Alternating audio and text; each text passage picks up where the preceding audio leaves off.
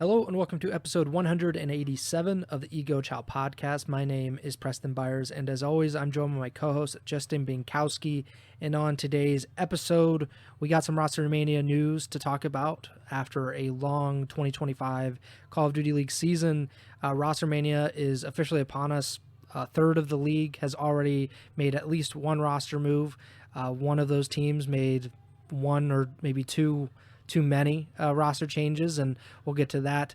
We even have some Challenger ROSTERMANIA stuff, which is kind of a fresh surprise for the Ego Chall podcast. But before we get to any of that, how are you doing, Bink? Yeah, doing all right.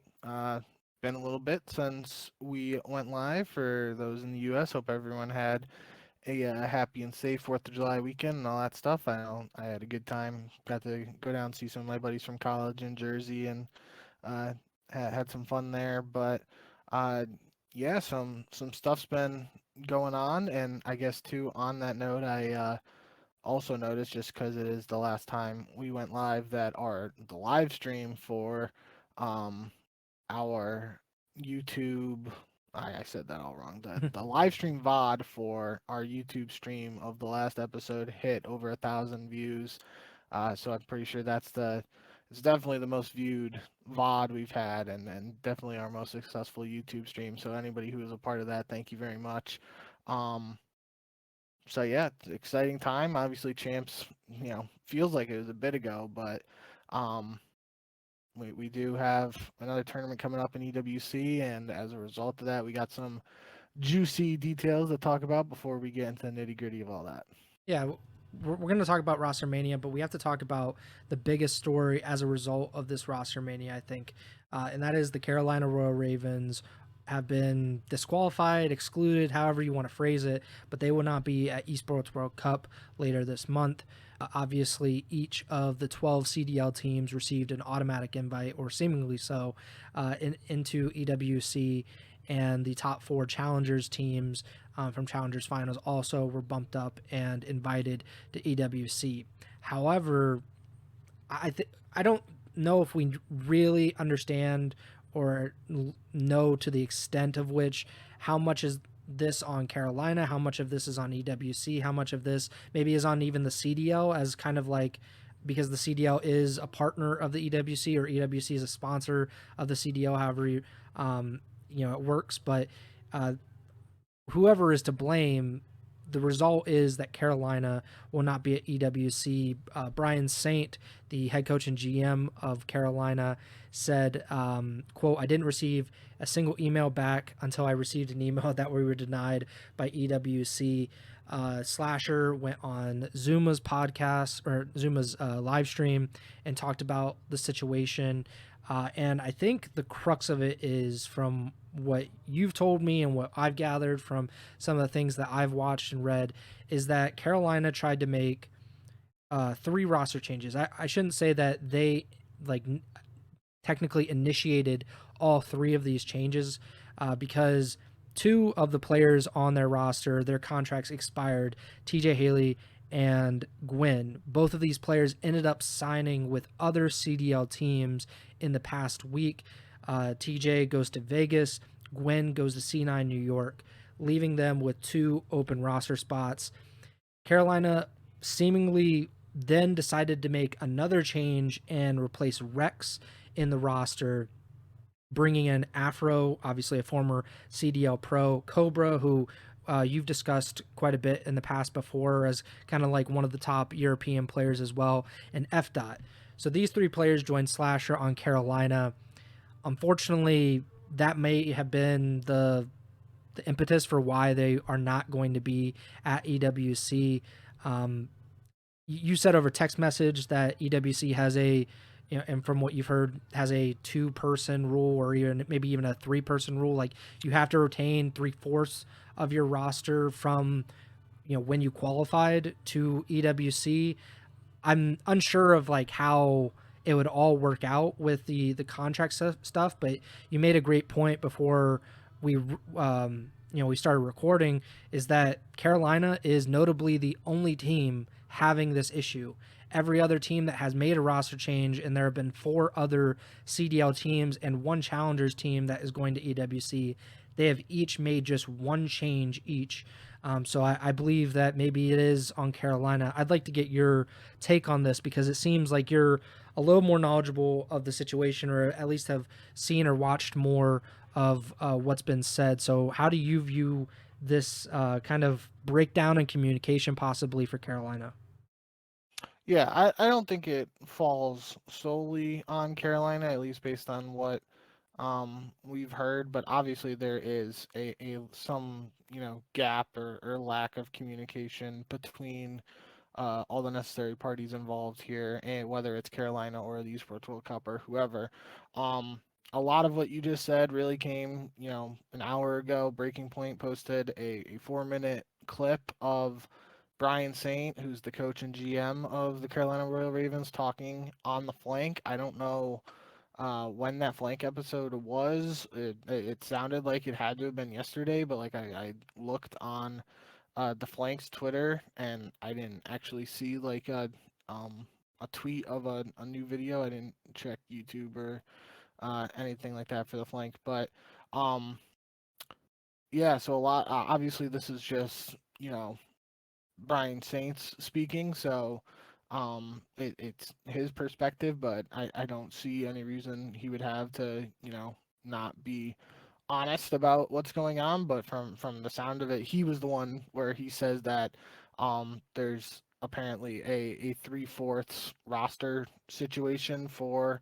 EWC, which is where I said to you, and that makes sense because you look at all these other teams that we're going to be talking about later today that made changes. They are making one person changes, and they are having or they're retaining 3/4 of their roster from before EWC, and then the one person change is all they are making.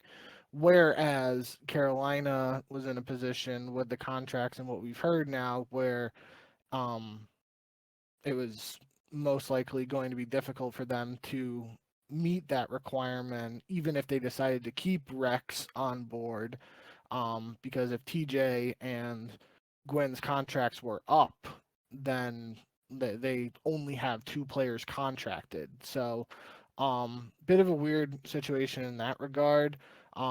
You mentioned it really before we dove into the show here that maybe this could have an impact on how at least Carolina does contracts moving forward, because we can't really say it might affect the whole league if this is only a Carolina thing, based on what we're um, seeing from the moves made by other teams. But the interesting part that I mentioned to you that I saw or heard from Brian Saint in that clip is he claims that Carolina was only notified of their invite to EWC around Champs, and allegedly he confirmed with the other coaches and CDL organizations that they all received their invites to EWC um, around Major Four, either before or after Major Four. He said, I can't remember his exact phrasing.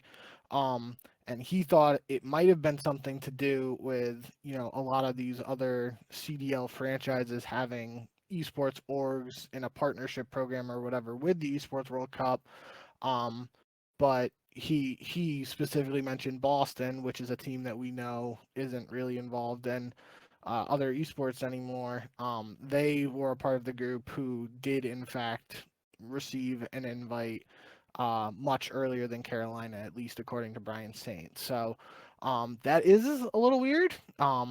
Maybe we've heard about Boston, potentially looking to move on and stuff from last offseason, looking to potentially move on from competing in Call of Duty.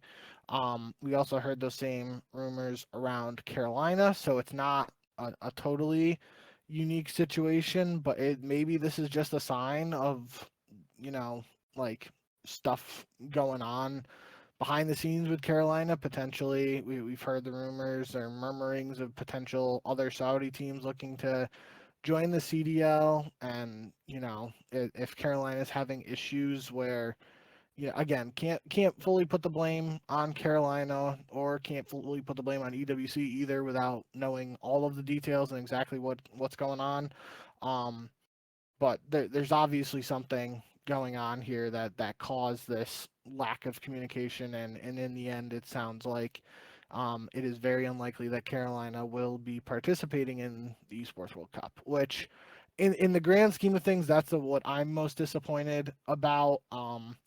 As you mentioned, at least from the outside looking in, like the roster potential of this uh, Carolina team with Afro and Cobra in particular, I was really excited for. I don't really know much about F dot, to be honest.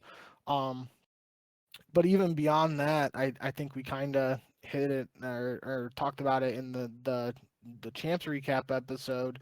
Like, this EWC potentially could have been Slasher's last event if he decides to retire.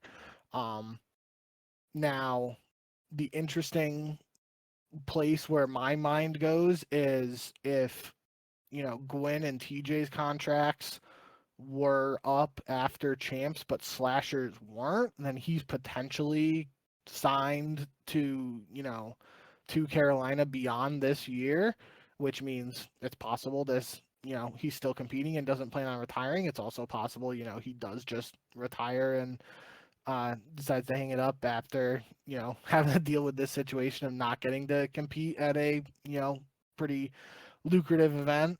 So there are a lot of ramifications for this, and that would just be the worst part of this, in my opinion, and all, is if we're denied seeing like one last dance from Slasher if it does turn out that he retires. But if he ends up competing next year, then that's a moot point. But yeah, a lot of stuff to unpack here, really, with this whole situation. I was just looking up on the EWC's. It was actually, I think, on the Liquipedia website about who all is competing at EWC, like all the organizations and stuff. And I think that probably is the reason that they weren't told or formally invited as early as the other teams.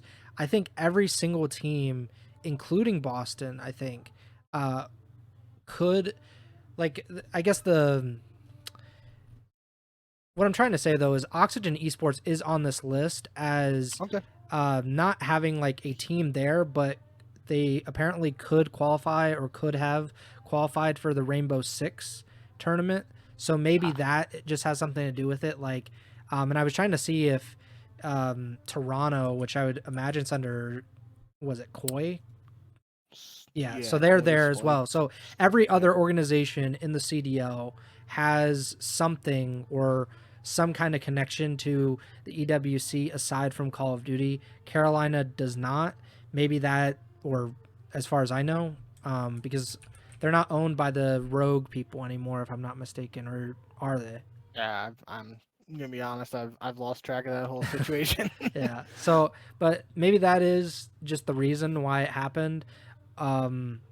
It's really poor management just in general that they were not aware of like the rules, right? Because it does seem on one hand EWC and the CDL should have been like clearly communicating this stuff to everybody, but when only one of the 12 teams doesn't get the message, you have to at least question if that team just wasn't listening correctly or wasn't connected in the way that other organizations were. It just feels like a silly thing to kind of get tripped up on is, hey, like, we didn't know we couldn't make 3 roster changes. We could only make 1.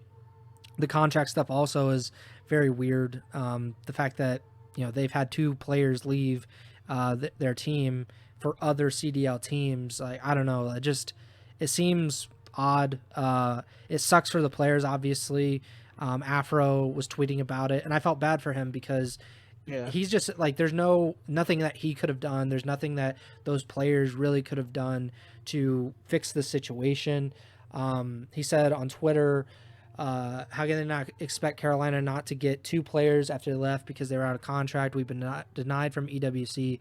Would get it if they were dropped, because then they're making an intentional change, but they didn't make it make sense. And then he later replied, said, assuming 3 players was too many, which I get, we'd have to play with Rex, which is fine, but not allowing them to even have that decision.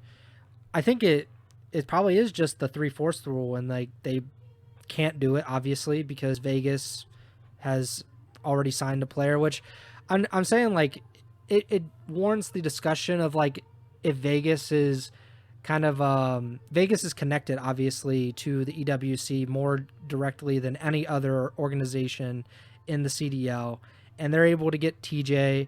I don't know, like it just, conspiracy theory in me, starts to wonder a little bit, but it's just a real weird situation. I don't know if Carolina can do anything about it. It seems like this is they're going to be Yeah. replaced by a fifth challengers team, which I believe Ronnie Intel said Five Fears is Yes. expected to be the team to replace them, which that sucks. They finished top 6 at challengers finals along with Royal Spartans, which if I'm Royal Spartans, I am pissed that we were not invited to EWC and that 5 Fears might be. So anything else on the Carolina deal like that? I guess we should probably just talk about their roster changes in general while we're on the topic, because we don't know anything really about F dot. Obviously, we know Afro from a year and more ago because he didn't really play in the CDL this year. And then they also add Cobra, who, I mean, it's not like we're huge challengers viewers, so I haven't really been keeping up on how he's been doing.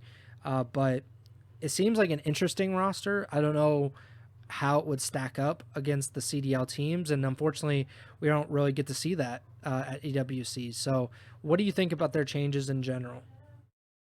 Yeah, I mean, for starters, these aren't official Yeah, changes, and now that's the biggest question um heading into in a world where Carolina officially doesn't get to compete at EWC. Do these roster plans just get scrapped entirely and then they enter a full uh rebuild ahead of the 2026 season, or are they going to, try to uh enter 2026 with this roster that they put together for EWC? I could really see them going down both routes. Um, on one hand, I think the biggest thing for Carolina really, and what I mentioned beforehand was Gwinn had to be the center of roster conversations with Carolina, and I felt like building around him. Retaining him and then building around him was the most logical path for him to go down. But obviously, if his contract was up, he gets an offer from Cloud9, then you're back to square one. And um, if that's out the window, then you can go in basically any direction that you really want if you're Carolina. And I do think, kind of ironically, silver lining here, I guess you can look at it, if they don't get to compete at EWC, they do get this opportunity to, um, kind of start their 2026 off season a little bit sooner than some of these other teams, because some of these other teams are going to EWC, especially if there's that 3/4 roster rule that we're hearing about.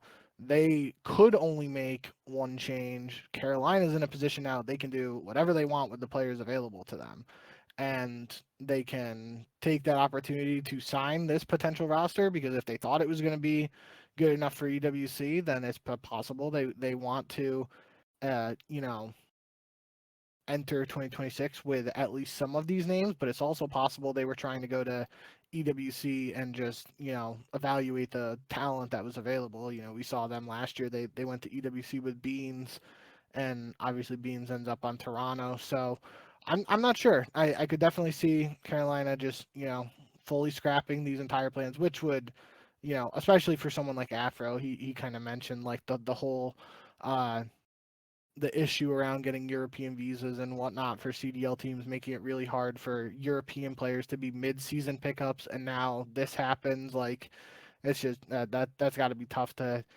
deal with all that. So someone like Afro, even Cobra, F dot, they're going to be players who are going to try to want to get something done in terms of roster situations before the next season starts. And it could be a blessing in disguise if um, you know, this situation gives them more time to talk to some other teams. It could also backfire, though, if some of these other potential teams go to EWC and their rosters that they put together perform really well, and they're just like, yeah, we're gonna um, stick with the squad that just played at EWC, that sort of thing. So I'm not trying to be a little bit seesaw back and forth here, but I'm looking at it from both perspectives, and I can see it going down in multiple ways for the players and this team.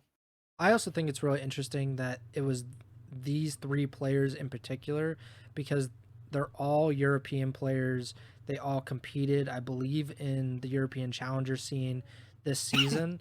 So I just wonder what the scouting process was like for these players, and how they thought that he would, or that they would fit with Slasher. Obviously, having played, I believe, with all American players this year, which obviously isn't that big a deal, like if they speak English, but just the idea that they didn't really get to see these players outside of the LAN tournaments get to play against other top challengers players or other former CDL players that were in challengers.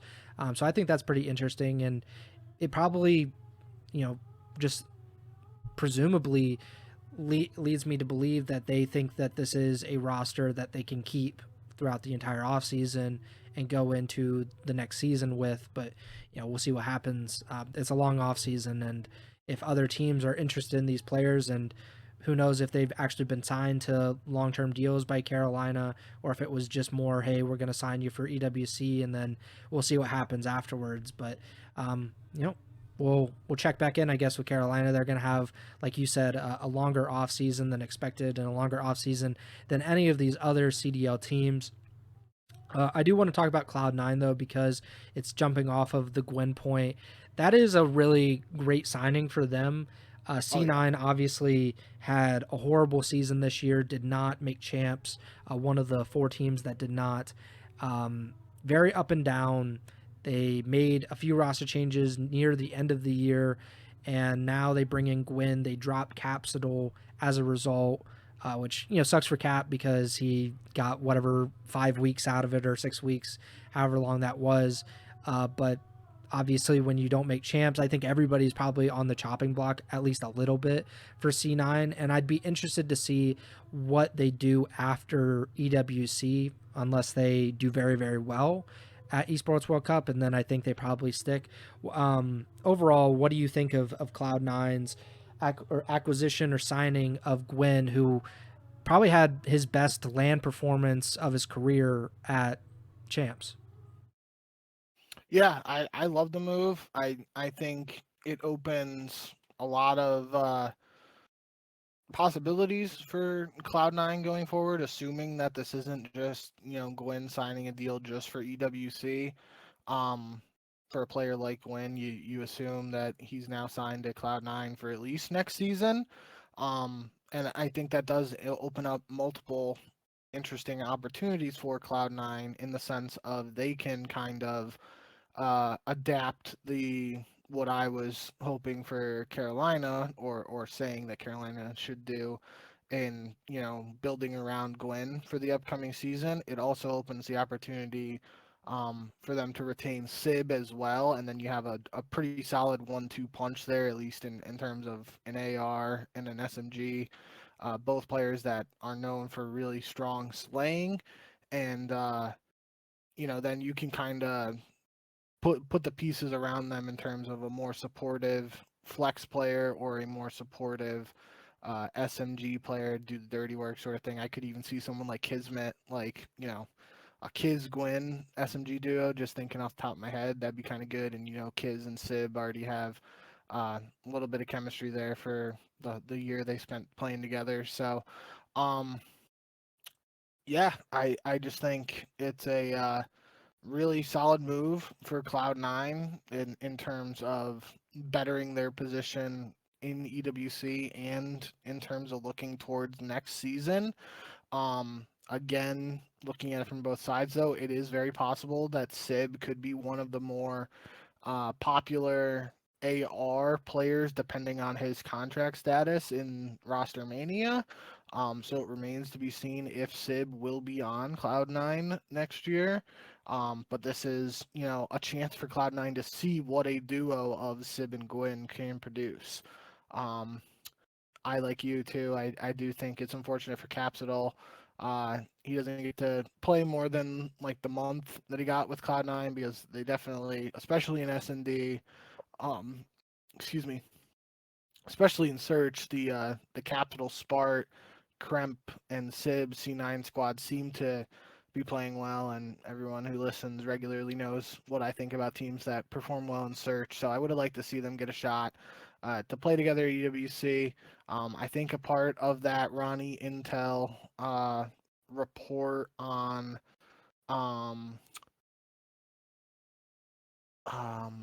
on Carolina is that Five Fears team could be looking to sign Capsidal as their one roster change because one of their players was signed by Toronto. So it is possible we do get to see Capsidal, and I'd be happy for him. He gets a chance to showcase what he's been doing all year and whatnot, and especially good opportunity for it's an opportunity for Capsidal, but it's an opportunity for all these players ahead of the upcoming offseason to showcase what they can potentially bring to a team next year. But yeah, overall, A plus signing of Gwinn for Cloud9 in my book. I really like it.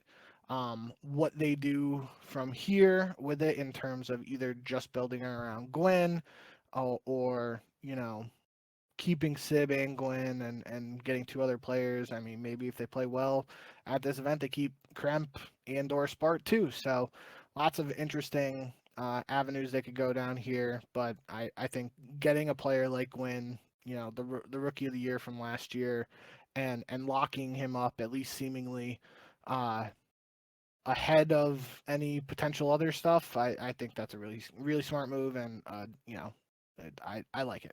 The more roster changes that happen, the more I seem to like EWC and this idea of a month after champs, a month after, what we consider the season to be after it ends, then you have another big high money tournament that lacks the prestige but makes up for it by offering millions of dollars in prize winnings and therefore gets the attention of these players and teams. To have that event happen a month afterwards kind of gives these teams a time to reflect on the season and decide, okay, we're going to tweak a thing here or there. We're going to make this roster change, and we're essentially going to use EWC as like a scouting area, like a scouting tournament. Like we're going to just see what we have at this tournament, and maybe we figure out that we actually have something really special and we're able to kind of roll with it through the the next season and stuff. But I think that could be what C9 does because they have a very interesting roster in my opinion. Sib, Kremp, Spart, and Gwinn. Obviously Spart was out of the CDL for a few years, but Kremp showed a lot of promise. Not this past season necessarily, but last season with LAT, especially at the end of the year. Sib, I think is probably the best player or was the best player for C9 pretty notably this past season. And then Gwinn was probably the best player for Carolina. So then you start to think maybe this could work. Maybe there is something there. But I guess EWC is probably going to be the proving ground for a lot of that. If they're able to prove that there is something there, then maybe they do keep this roster moving forward. But like you said, they could make a roster change and bring in someone like Gwinn, maybe one of the Toronto guys, because obviously Toronto usually makes their players restricted free agents almost after each season. So that could be an option for C9. There are other potential roster moves that they could make. I think Kenny in a certain version of this roster to bring some kind of veteran presence to an otherwise pretty young and inexperienced team. He could be an option, but I think a lot of it just depends on how they perform at EWC, and then they can kind of move from there. But like you said, Toronto made a change as well. They brought in Abe from 5 years in the challenger scene. He's only 19 years old. He just turned 19 a few weeks ago. It would seem that once you get called up to the CDL at any point before your like 21st birthday, that typically means that somebody does feel very good about your potential as a player, because teams are not like too gung ho to get challengers players in the room no matter what. But he played with Exceed, Hixie, and Fire, all former CDL players. Exotic was their coach for Challengers Finals. Obviously, I know absolutely nothing about him other than the facts that I just said, but I'm interested to see how it works out for Toronto. Beans is out of the team. I think that was to be expected, right? Like, especially with how they did not perform nearly as well at Champs as they did throughout the regular season. I think they finished third in the regular season standings. It just didn't end up working out at Champs that way. And of course, people have, rightfully been talking about the Mercules situation and how it all played out, even though, at least allegedly, according to the Toronto CEO or the Toronto owner, that was not entirely on them because he just waited out his deal and then signed with Optic, as a smart 18, 19-year-old kid probably should do in that scenario. But do you have any inkling about Toronto's move, or just in general about Beans being replaced? Yeah, I think you really hit the nail on the head with that last part there. Is now, it's no fault of his own, but Mm-mm. Abe, in some capacity at least, as long as he is in this position as the player replacing Beans here, he'll have some connection or draw some comparison to Mercules. And um, I don't know much about Abe. I do know that he was a part of the Stallions, which is obviously Zuma's Challengers team. I'm pretty sure, at least according to COD Gamepedia, he had a couple stints there, and that's where I heard his name before. But outside of that, I really don't know much about him.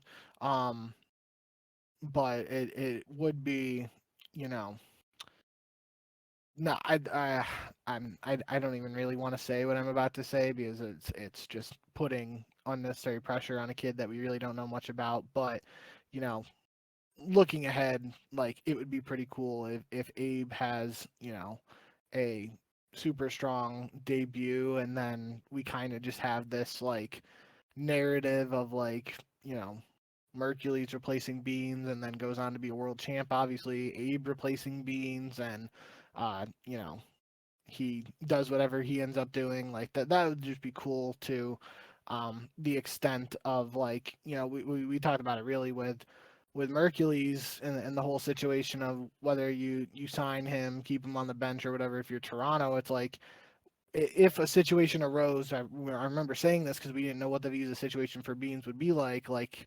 we were saying, like, if his visa situation isn't resolved for Major Four or whatever, like, how likely are you to strike gold with another emergency sub? And if Toronto's able to do it twice, not obviously very different situations, but that has to at least speak volumes to Toronto's ability to evaluate this amateur talent and identify um, who can be next up and whatnot. So that's jumping the gun a little bit, and because I haven't even really seen Abe play. But based on what Mercules did in his short stint with Toronto, and then based on what Joe DeCease really did all year with Toronto, and even dating further back to that, they had Scrap. You got to show some love to Hixie too, because Hixie comes in and wins right away with that squad. Um, so Toronto's had some success with identifying amateur talent, and as we've talked about with their whole, at least from the outside looking in, the contract situation where they seemingly allow all their players to be restricted free agents, and then in the case of like Inside and CleanX, they end up coming back, but in other cases, some players don't. Like, being able to identify successful amateur players to sign is an important component of that, because if you're just letting your team go, look at their options, and then you're not able to replace them with anyone competent, then that strategy really falls through. So excited to see what Abe can do. It is kind of, looking in hindsight now, like, um, the definitive answer. I think there's no way around it saying that, I think Toronto really wishes they were able to hold on to Mercules in that whole situation after Major 3. But most interesting thing that I can talk about with this situation is Joe Deceives saying that CleanX is the flex for Toronto, which is very interesting to me because you think about CleanX, he's always got an SMG in his hand. So I'm excited to see what he can do. Now it's very possible that on some of these maps and maybe this is we talked about this way earlier in the season with like Priestahh and Skies on LAG, where they started to play Skyline because they were able to get Priestahh on that third SMG, and they started to see a little success when it was Lynn's, Kismet, and Priestahh all running the SMGs. So maybe this is a case where CleanX is the quote-unquote flex, and we just see Toronto's map pool start to cater to some of these 3 SMG maps. But it's also possible that we just see CleanX using an AR more, and I think that's interesting. It's again, it's not what I think about when I think about CleanX as a player and the tissue being an issue. But maybe this is the next step in his career, and again, it comes at a time where we don't know the contract situation for him and whatnot. Maybe this is him potentially showcasing what he can offer to a team beyond just being the SMG presence that most teams have come to know him as over these last few years. So I'm excited to see what CleanX can do in the flex role as well. It might just be also a practical solution because usually there are much more competent submachine gun players in general.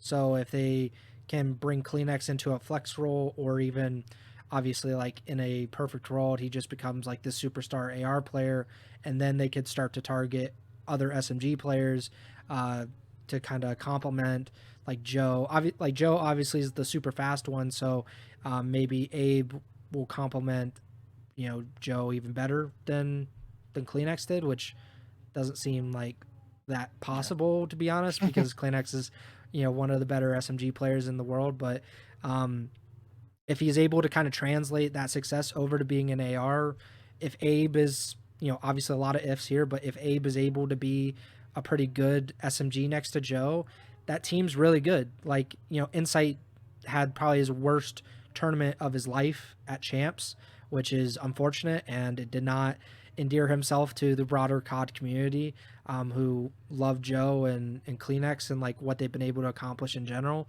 But if he is able to kind of just come back up to the level that he has been at for many years now, then that team's really good. Like I don't know if they're like a world championship roster. That probably depends on how good Abe truly is, but it's worth a shot. And again, this is kind of EWC being an experimental ground for these teams that they were never going to do this at Champs. They were never going to be like, okay, CleanX, you're going to be a the flex player for Champs.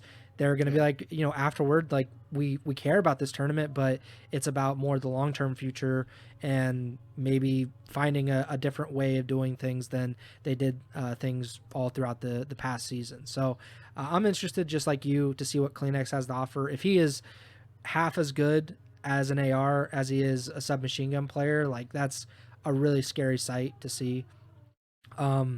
Another move I think we should talk about, because it kind of relates, is LAG, because I just think of like LAG and Toronto because of some of the connections that they've had in the past. Obviously, Marky B, formerly being part of the LAG coaching staff, he was kind of like one of the architects with the original Toronto rosters before he went to LA. But they also made a roster change, actually a few roster changes. They dropped FeLo and more notably Linz. Obviously, Linz being the only French player for LAG, which is now owned by Gentlemates, a French organization. In place of FeLo, Linz was on the bench. In place of FeLo, Diamondcon is coming into the lineup.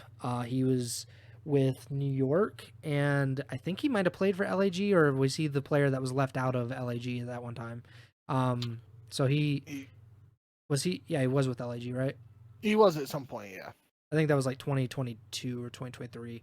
But he's had a few shots at the CDL. I always thought he seemed like a pretty good AR player, not like a superstar by any means, but it did feel kind of weird that he was left out of a lot of CDL rosters over the years, and he's done pretty well in challengers since then. He's replacing FeLo. I like FeLo. I just think this is probably the last time that we see him on a CDL roster, like at least for a while. We talked about it when he came into LAG the first time, or in the first place this season, where he's been with half of the teams currently in the league, and at some point you run out of teams to really sign with, and especially when some of the top teams are obviously not looking for him. But LAG is also making a lot of changes behind the scenes. D-Real and Marky B. D-Real was the head coach. Marky B was an assistant coach, if I'm not mistaken. And they both announced like a day or two after Champs, if I'm not mistaken, that they were looking for new opportunities this offseason, which I thought was pretty interesting because LAG this last offseason bring in D-Real, who was the head coach of New York Subliners. They bring pretty much that entire roster minus Hydra over from NYSL. And now a year later, it seems like they're completely scrapping the idea of that team and that roster construction. So what do you think about all of this with LAG? Yeah, I really think, in complete opposite way as what I'm thinking for Carolina, although again for Carolina they could go in multiple directions, but for LAG here, I think this is just a one event thing where they're bringing in Diamondcon and they're looking at all these players individually, and I think that they're just going to blow it up after this event and look for a clean slate. Ronnie Intel tweeted that VOs is being looked at as the new GM for the team, reportedly. He had ties to LAG previously, and Mayhem, assistant coach for Carolina this past year. He had some other coaching experience as well. Toronto, I think. What was that? I think it was Toronto. I'm pretty sure he was under Marky B for a while. Okay. Yeah, I do remember. I think it might have been the LAG with Marky B actually, but regardless, he's had some coaching experience, and I like Mayhem was one of those players who, he was always down to chat in the DMs when I just had quick questions or whatever back when he was competing. So that's a fun throwback for me. But he's being reportedly targeted as the potential head coach for this team. And if they're already just looking at new GMs and head coaches, it doesn't really make sense for them to not get the shot to put together their own team as opposed to like being handed this team that struggled last year. So I do expect Gentlemates to have a very different team in 2026 than what's being presented at EWC. But we'll have to see how it all plays out and whatnot. I did think it was interesting. Breaking Point shared a clip of Gotaga talking about looking back at the season for Gentlemates and whatnot. And it seemed like at some point he mentioned something about the team towards the end of the year, like either playing for stats or maybe trying to pad their stats in an effort to stay in the league for next season.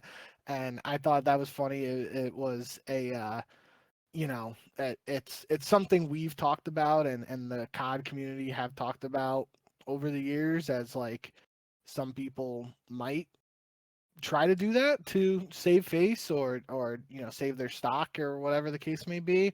But I don't think we've ever really had like an owner come straight out and say it. So if he's thinking it, then that in my case, like in my mind, that has me thinking that he's kind of just like, he wants to move on from this season, and that makes me believe that we'll get a completely new squad for Gentlemates in 2026. I just thought it was interesting that VOs and Mayhem in particular were brought in because they Allegedly. or yes, reportedly or whatever. But VOs coached Team War at Challengers Finals. The roster Diamondcon, Assault, Two Real, and Lens, which I just thought that was interesting. And the crossover is that Mayhem and Vios have both coached Diamondcon when I believe Diamondcon was on, or pretty much all this season. Vios coached Diamondcon, so that's kind of like the connection Hey, of. Well, yeah, you just don't usually see it in COD esports. yeah, Usually, that's something you see in traditional sports, where like a football coach brings it, like gets hired, and like what's the first thing he does? He brings in like his backup quarterback that he always has, or yeah. like his offensive coordinator that he always has. You usually don't see that in competitive COD, but Diamondcon and these guys seem to have a pretty close relationship at least, and that I'm not judging that. I just think it's very unique that it's actually happening, because even dating back to when Vios was the very criticized head coach of the infamous LAG team that turned out to be much better than people thought they would be. Diamondcon was also on that team, which I think is pretty interesting. So was Fame, Estriel, and Flames. So I just, I think it's intriguing that this is how it's going down. No, I didn't even think about it from that perspective. And if I'm gonna put on like a Gotaga hat here, and you know, again, we don't know for sure about the whole VOs and Mayhem situation, but like if you're the owner for a team and you bring in a new GM and coach and you want to see like what they're going to bring to the table, especially going into an event where you can only make one move, it's like, okay, you guys can go make a move, and those guys are going to target someone like Diamondcon and who they have this pre-existing relationship with. And that can be like the thing where like these guys are like, okay, we want Diamondcon to be a part of Gentlemates moving forward. Gotaga can be like, okay, you got a shot here to show me what he can do at EWC, and if he doesn't produce or whatever, then we're gonna go a different direction for 2026. But if he does play well, then you guys have the building blocks for at least 25% of your roster for the next season. So I didn't think about it from that perspective. That is interesting. I do think, end of the day, I think Kismet in particular, as much as we've hyped him up over the years and whatnot. I think he is going to be a hot commodity for other teams. I just don't see him being on Gentlemates next year, just based on the lack of results this year. I do think he has a future still in the CDL, and I think the other teams would be pretty stupid to pass up on the chance to get him if he becomes available. And then Lunars and Johnny are both, in my opinion, in a position where unless they light the world on fire at EWC, they might be back in the pit next year to start the season. This relationship goes far deeper than I even thought. Vio's first time coaching Diamondcon was in November 2022 during the first Challengers North American Cup of MW2. So it's been almost 3 years, and I don't think they've been separated at all in 3 years, which is an incredible length of time to be connected, player to coach, coach to player. But again, not judging that at all. I think it's fascinating, in all honesty, and I think of it in a way as Diamondcon being like a control variable in this team of like Vios knows exactly what he is capable of and maybe what he is not capable of, and he can slot him in. He knows what he will contribute, and then he can kind of judge these players more honestly because he doesn't have to judge Diamondcon like he is a known quantity at that point. Everybody else, it's just how they fit around him. At least for this tournament, maybe it won't be a long-term thing, but I think that's a really fun way to kind of evaluate a team, especially if it is just for this tournament and then they go into the off season more with an open mind. I still think that they should bring back Kismet. Like if that is, I just don't see another player that they could realistically get that would be better when he is at his best. Like he is by far one of the best SMGs in the entire league. This season was kind of an abomination from that entire team. They were one of the 5 or 6 worst teams in Call of Duty League history. So I just don't think that he should be necessarily judged as harshly considering what we've seen of him the last few years. But we'll have to wait and see, I guess, to see what LAG ends up doing with both their coaching staff and their roster. after EWC. And then I think the last CDL roster change that we have to talk about is Vegas. We briefly mentioned it, but TJ replaces Priestahh in the Vegas Falcons roster. And as a result, Exnid is now moving to the flex position for Vegas. So this is a pretty interesting team for the Falcons. I don't know how well they're going to be able to compete. They were mostly down near the end of the season, but they had some kind of bright moments as well. Pred is, still think one of the most talented players in the league.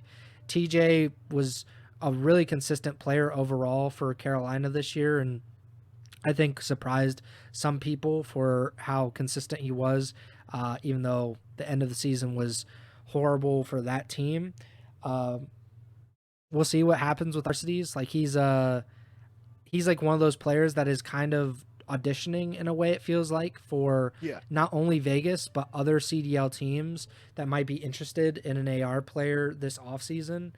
And then obviously Exnid, we talked about it before. I don't think he's really at risk of being moved out of this roster, unless the Falcons organization just has a complete change of heart and doesn't believe that they need even one Saudi player on this team. So it does feel like the tournament that Arstes, maybe TJ, maybe not. Pred, I don't think he has anything to prove necessarily to Vegas, because if they don't want him, there will certainly be a bunch of other teams that will jump on that and try to sign him this offseason. So what do you think about TJ coming into Vegas? Yeah, it's a move that, I I think Brett and TJ have been pretty friendly over the years. They've been a part of some of those like NBA 2K matches I've seen with like Scrap too and stuff like that. So I'm not really surprised to see them finally team up in an opportunity like this where, um, it potentially could only be a one tournament thing.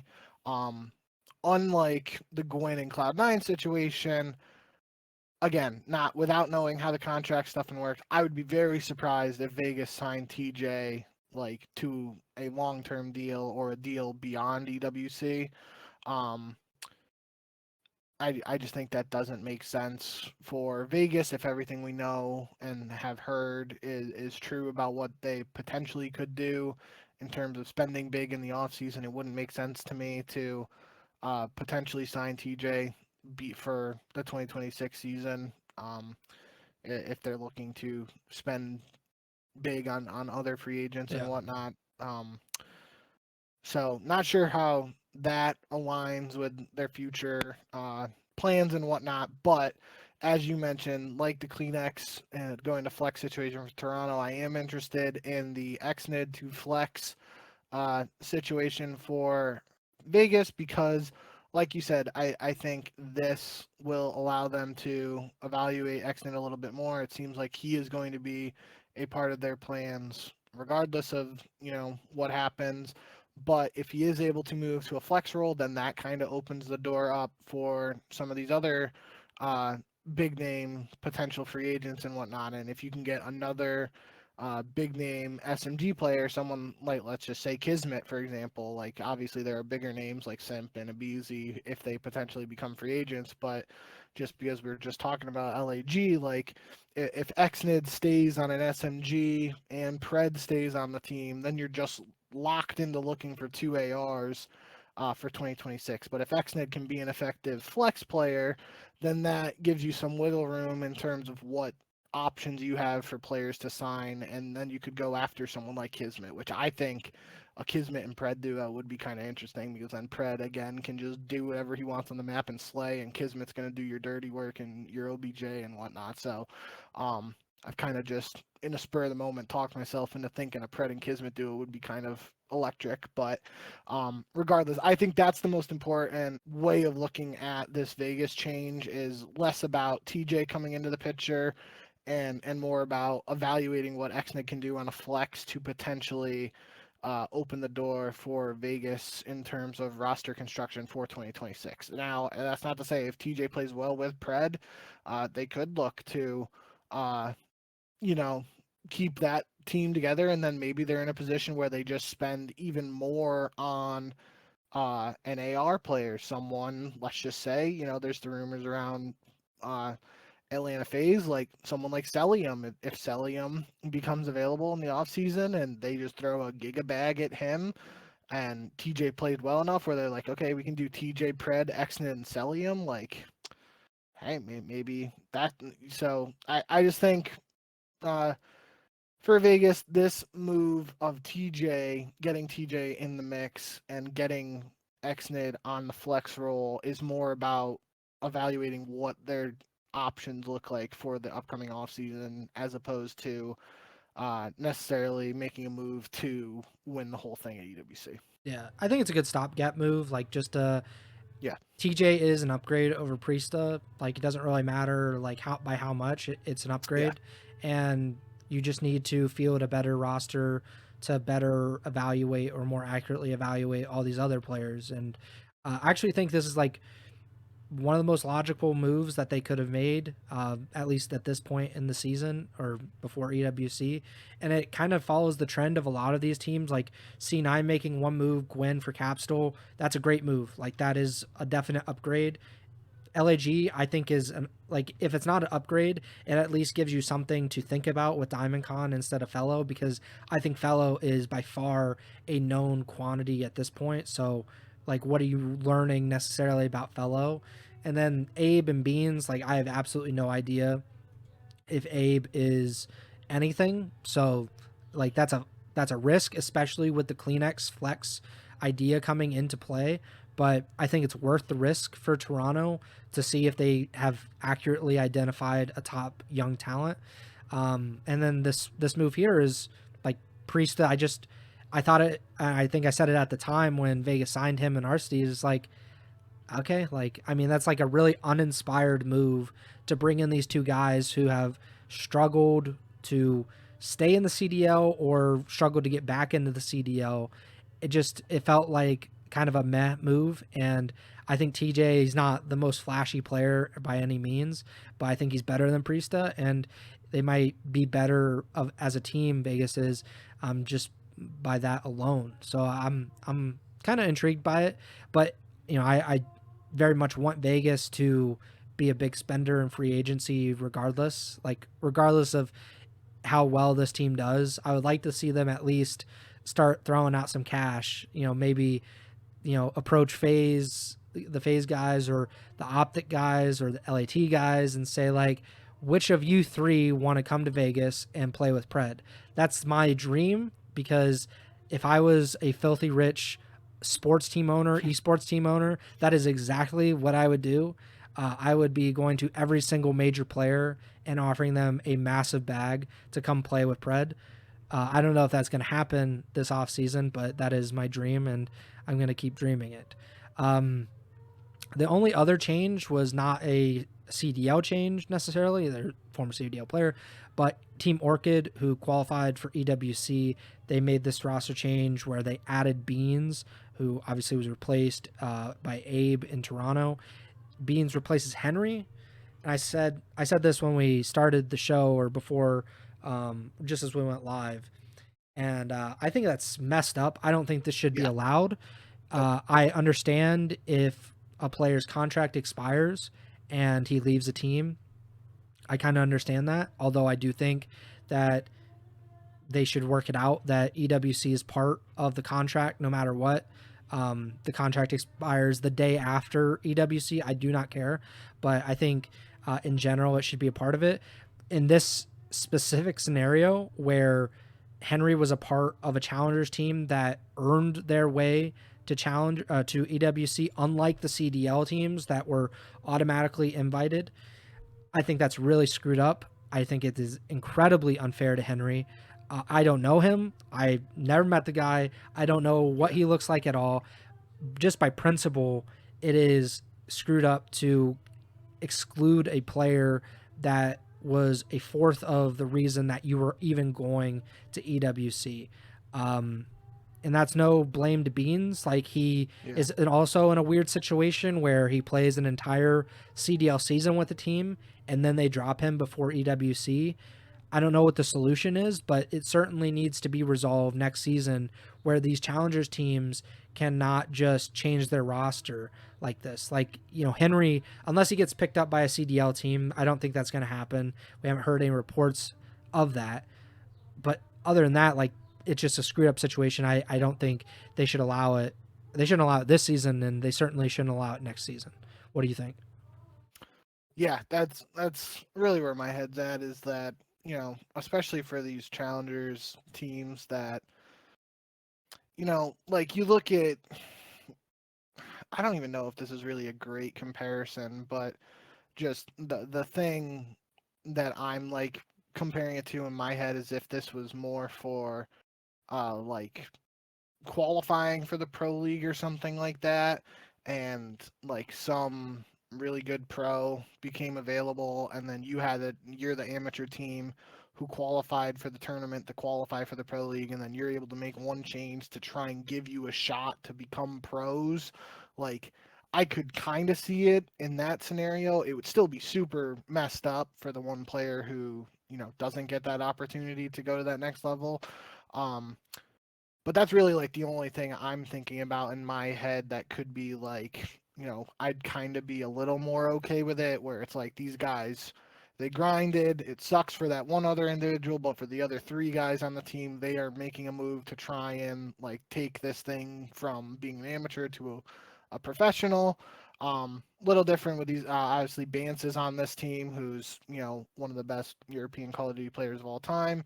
Um, so it's not a great comparison, and EWC isn't like some qualifying tournament, and like we've said, um, as far as the way from the outside looking in, it feels like a lot of people are looking at this tournament as just like an extra throw in at the end of the year, and an opportunity to evaluate talent, and an opportunity for some of these amateurs to play against the pro teams and to showcase potentially what they can do ahead of the major offseason before the next season. And if that's what EWC is supposed to be, then it's messed up for someone like Henry. Again, like you said, I don't know anything about him or his play style or anything. Um, but for him to qualify for EWC and then be denied that opportunity just because the team wants to bring in Beans, who was dropped, like that sucks for him. And I don't think it should be allowed for the challengers teams to, willingly make a change like this. Now, it would be a different situation if, like I was saying with like Abe, I believe Abe getting picked up by Toronto, and then if Abe's former team does end up replacing Carolina, they obviously have to make a change. Like, that's something different. Like, you know, if one of the challengers teams has a player picked up by a pro team and then they have to uh, fill the spot with somebody else, that's different than just having the four players who qualify and then just willingly dropping one of them for a former pro who became available. Um, Again, trying to look at it from both perspectives, these players and somebody like Bance, who, yes, maybe he could want to quote unquote go pro again, or be in the CDL again. He could also just be looking at this as an opportunity to make as much money as he possibly can at a $1.8 million tournament or whatever it actually is. And if he and the team thinks that Beans gives them a better chance to make more money at a one tournament shot like this, I guess I can't really hate that mindset. It again sucks for Henry, and I'm not a huge fan of them being allowed to make a change just because they want to in this case. But I'm trying to look at it from both perspectives, and in that mindset, if they think Beans can get them a bigger paycheck at the end of the day, I guess that's their prerogative. Yeah, I think I've been of the mind about, like, because this has been a long issue for not even Call of Duty esports, like CS:GO has had this problem before as well. The roster locks and qualifying for tournaments, and then there being some kind of break where teams make a change in between. I believe personally that the players themselves should earn a spot at these tournaments. So this 5 years team, or this Team Orchid team, they all 4 of them earn a spot. It's basically they get a golden ticket. It doesn't necessarily mean they have to play for this team, but they have to play for one of the 16 teams. So, you have 16 times 4, and my math is 64. 64 players have spots. There are no exceptions unless like a medical emergency or anything. Those 64 players, regardless of the teams, maybe they have to be on one of those 16 teams. That's probably the way I would do it if I were CDL commissioner or running EWC, because I just think it's a really messed up thing. I also looked at Henry's Twitter. So funny, and really so funny in like a horrible way, because June 28th, let's go, qualified for EWC. GG's the 5 Fears 132. So proud of my teammates. July 3rd, the very next tweet. Don't even know what to say. If anyone needs one for EWC, let me know. That is challengers in a nutshell, and that is Call of Duty esports in a nutshell, where your life could basically change in a matter of 5-6 days, and not for the better. I feel bad for him. There have been many other players throughout the history of Call of Duty esports that have had similar experiences. There should be a pretty easy solution somewhere, some way. It just has not been instituted whatsoever for at least COD. I don't know if any other esport has figured it out more cleanly, but yeah, it's unfortunate. We'll see what Beans can do with Team Orchid, and I don't know if there is like a challengers team that people are necessarily expecting to kind of make waves at EWC. Last year we didn't really have anything, obviously, because like even what was it? Even Boston was able to win like a match or two at EWC, which was kind of an indictment on like the teams there at that tournament. We'll see if things work out better for them at 2025 EWC. Do you want to talk about some of this other stuff before we get out of here? Only thing I think we need to talk about that I realized like right after we ended our 2 hour plus long champs recap. The only thing we didn't really mention during that was the viewership of champs. So I think that's all we have to talk about here, and then we can get out of here. Yeah, so according to esports charts, which they do all the esports event viewership figures, they clocked the peak viewers of Optic Texas versus Vancouver Surge in the 2025 CDL Champs Grand Finals as 353,525 viewers, which is the highest peak viewership for Call of Duty esports history. That seems that doesn't seem right, but I can't remember a time that there would have been more. I do believe that 2020 champs had I think it set the peak viewers record or reset the peak viewers record. But that is pretty crazy that this event this year, with how much criticism the CDL has gotten, how kind of lackluster the regular season felt at times, that Optic just making this run through champs can kind of erase a lot of that at the end. That's the power of the green wall. Yeah, that's why we like when we were working at Dot, it's like you kind of want Optic to go far and go deep into these tournaments, because it not only boosts viewership, it boosts readership, it boosts social media. It literally does everything. It's like all tides raise boats, or whatever the saying is, and the green wall is able to do that, and I mean, rightfully so. Like this was also an incredible grand finals as well. Like this wasn't a 5-0 stomp. This was a very competitive series in general. Any other thoughts on the viewership record? Yeah, so if you look at the reply to the CDL Intel tweet, it lists some of the other peak viewers there, and it has the top one it has is the COD Next Showcase for Black Ops 6 had 836,000 viewers. Cold War multiplayer reveal was 800K. NW3 Tournament Old School, which maybe is a Hitch thing. I'm not entirely sure. That's 439,000. So whatever that is, they're just not counting that as like quote unquote esports or whatever. So that's interesting. But then after that is the COD Champs finals from 2025. The names following COD Champs 2025 at 353K is Kason's MW2 Halloween Showdown at 341,000, which if that's like Kason tournament being the highest viewed esports tournament previously, that's kind of wild to think about. Then after that, the highest CDL tournament would have been 2023 Stage 3 Major, which I don't remember who would have won that, but maybe, with that Maybe it was viewership, Optic. Optic was most likely involved. Major 3 was hosted by Optic, and Optic finished second. They lost in the Okay. grand finals to Toronto Ultra in 6 games. Okay. So that explains that. But then the one you were talking about, COD Champs 2020 finals at 331,000. And the CWL COD Champs 2018, the event we met each other at, where Aches won his second ring.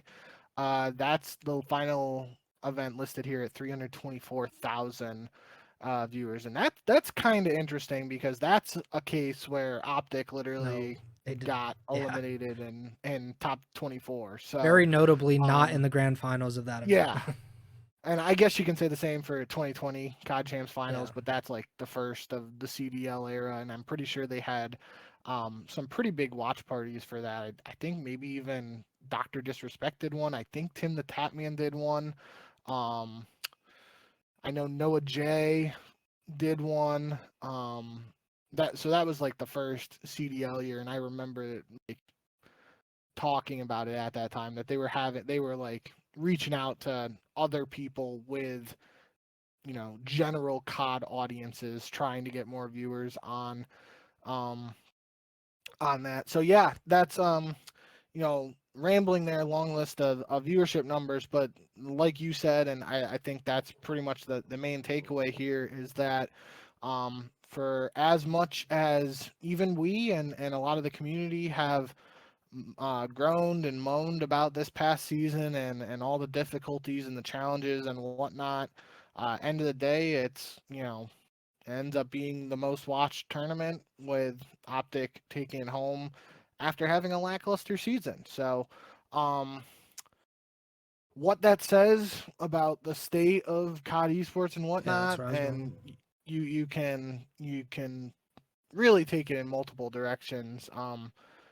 It's really it shows the importance of Optic if that's ever been doubted and whatnot, but you do have those examples below it where non-Optic tournaments were in close vicinity to the viewership numbers of this event.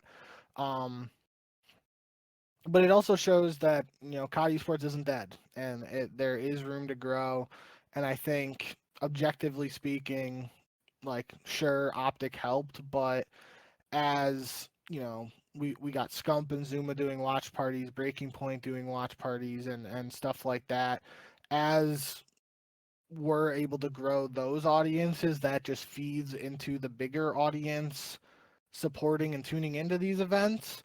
And I think that's you got to look at that as a positive overall. So I guess we'll have to see. I mean, for multiple reasons, people are excited to see what Optic can do at EWC if they can repeat the success from Champs. But we'll have to see how the viewership stacks up in comparison if Optic is able to make a similar run. Yeah, I'll keep my thoughts brief because we are at an hour 15, hour and 20. I think it's important that you said like Call of Duty is not dead. Like it is not in a good place. Like in general, there is a lot of really bad or just like lackluster aspects to COD esports and the CDL, and really everything below the CDL like is rotten essentially.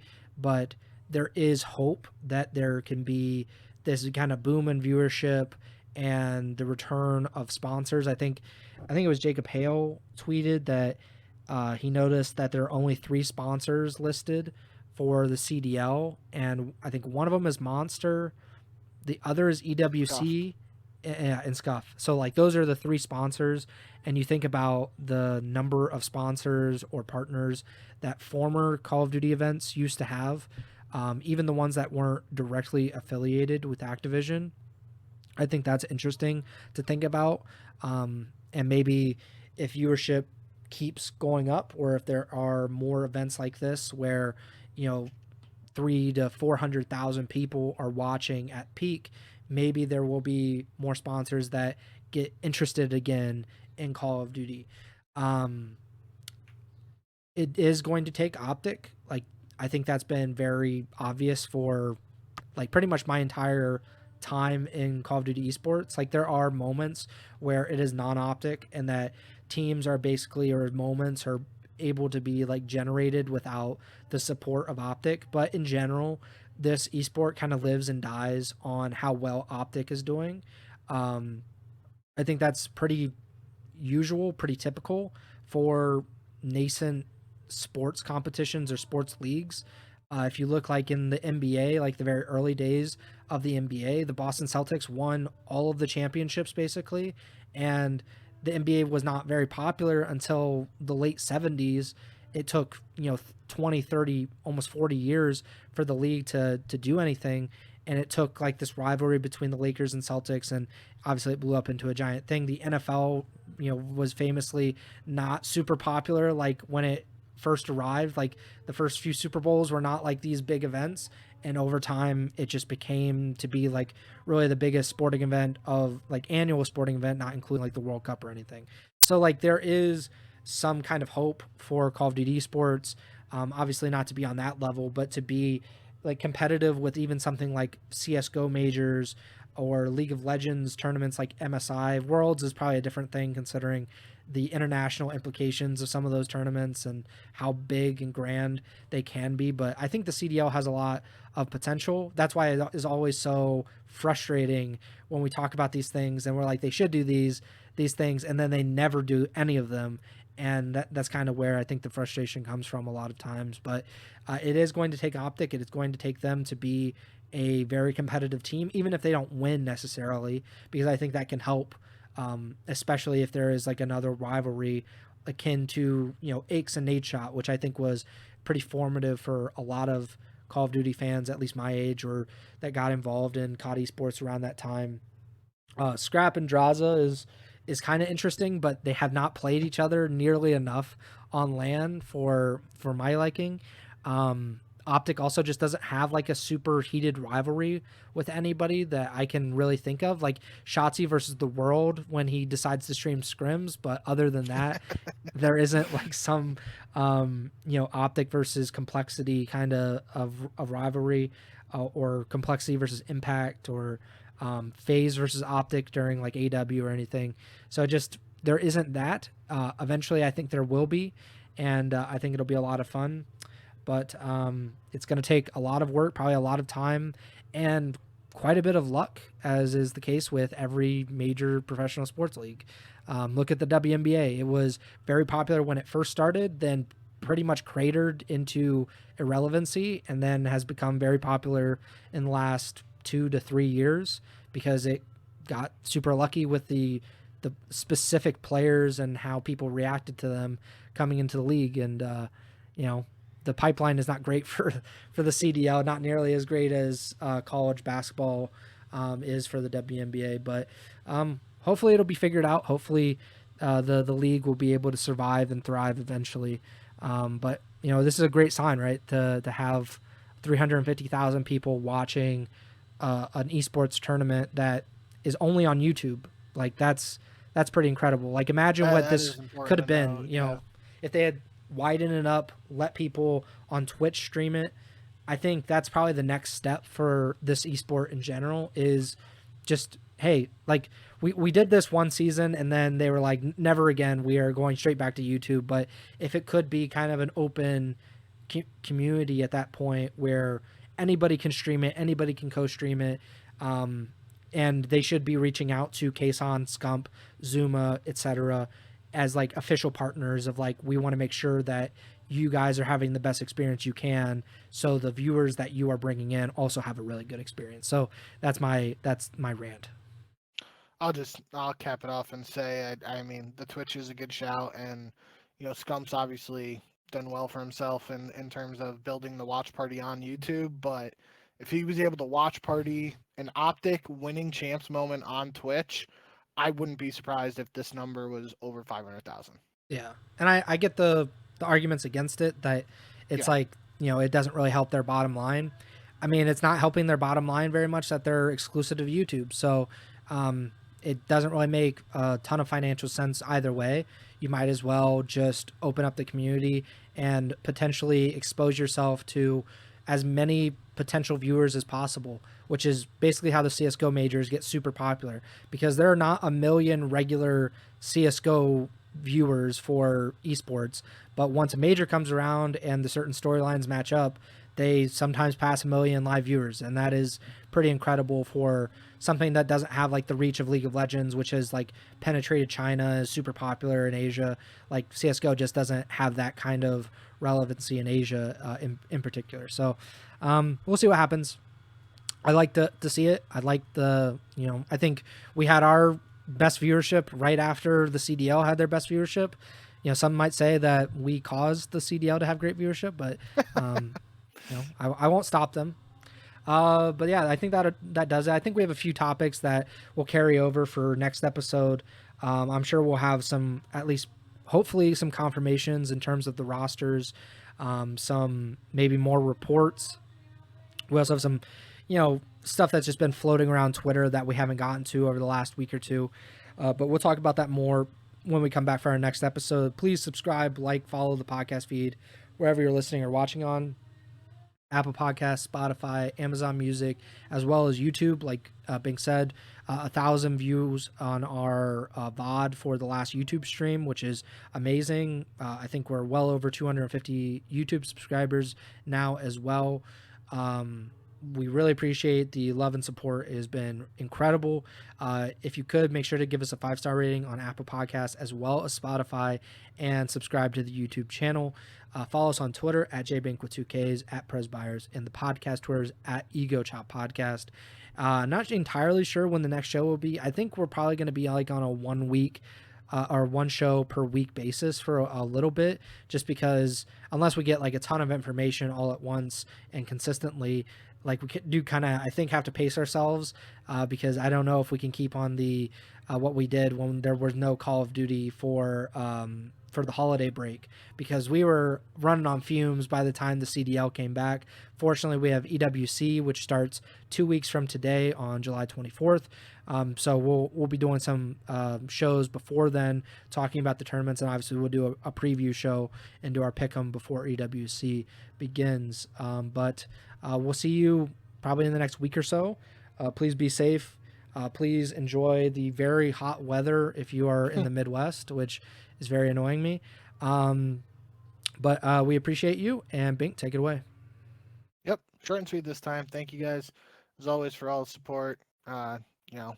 Like Preston said, schedule is going to be a little bit here or there till we get back into the swing of things with the actual tournament. But then right after that, we're going to be in the off season, so we'll be at the mercy of whenever reports of roster moves and there's actually stuff to talk about. That's when we'll be doing shows. So best way to keep up with us in terms of knowing when we're going live for the shows and whatnot is following on Twitter, like Preston said, or just subscribing to the YouTube channel and getting those notifications when we do go live. So yeah, appreciate all the support. Thank you guys as always, and remember to send the chat.